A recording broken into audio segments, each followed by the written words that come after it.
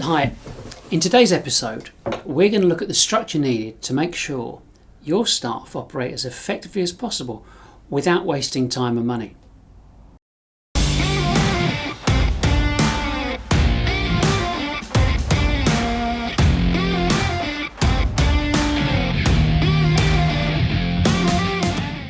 Hi, I'm Nigel Main. I'm the founder of Sales Exchange. The important thing about this series is to encourage you to create a team of your own to start filming. If you plan to be in business in a few years' time, then personally, I don't think you've got much of a choice. So you might as well get a head start on your competition, yeah? Now, you probably agree with me that most marketing businesses would take this as an opportunity to get you to spend more money with them. But first you need to know what all this entails. I mean, don't get me wrong. If you want us to do all the work for you, or at least help you get set up, then of course we will.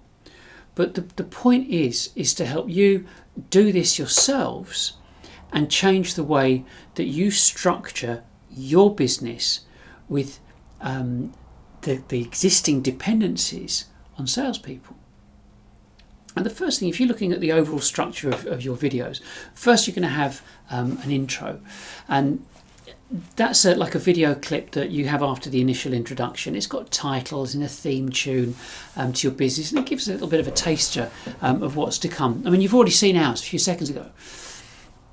I think this adds to the professionalism of your work and business.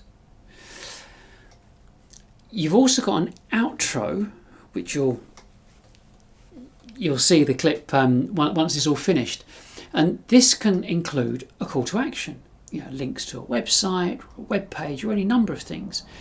I'm not going to show you ours right now. You'll see it in a few minutes at the end.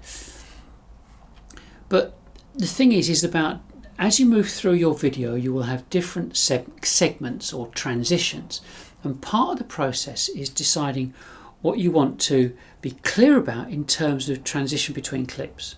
Should they just blend and fade in from camera 1 to camera 2?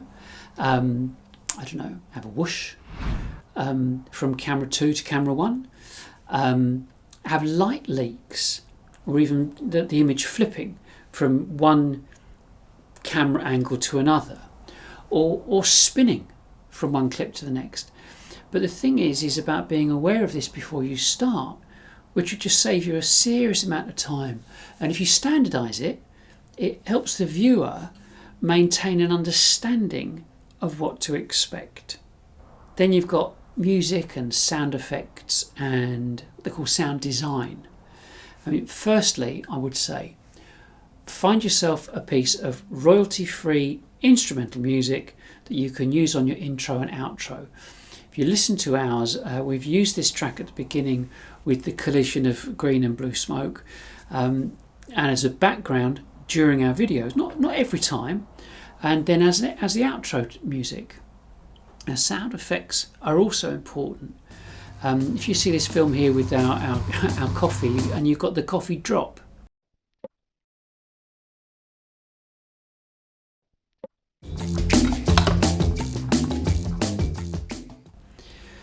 they're easy enough to include, but not using sound design can make for a pretty stark video, and people subliminally notice, which is what you want basically.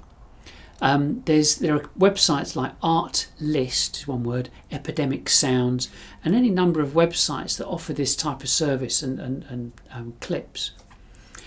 You've then got lookup tables, or LUTs, and this is one of the interesting facts about digital video, is the ability to easily adjust the overall kind of colouring that adds to the production. This means you can adapt your video to give it a more professional, cinematic look simply by adapting the exposure and colour balance, possibly leaning towards your corporate branding and colours. Only you'll know, but it's only a small thing for business videos, but this is all about being set apart from your competition, and like I said before, leaning towards this kind of the cinematic presentation of your business. There are websites like Lens Distortion. There's a young guy called Ryan Harris at ryanharris.ca and motionarray.com. They do loads of different colour schemes that you can use. You've then got special effects. Not that it's going to be necessary for every time, but depending on the extent of you that you're wanting to appear professional, you can use special effects as well. Some of these are pretty straightforward because it can simply mean, I don't know, the difference between having titles in front of the person in the video or located behind them, in between the person and the background. It's just these little things. Adobe After Effects is the natural choice, for us anyway.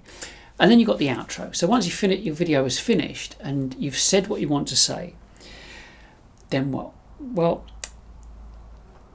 you've got to really have a call to action at the end of the video. Someone's invested an amount of time in your video and you looking at you, then you want to enable them to connect to you, to get them to link to maybe to a landing page or an email capture within the video player.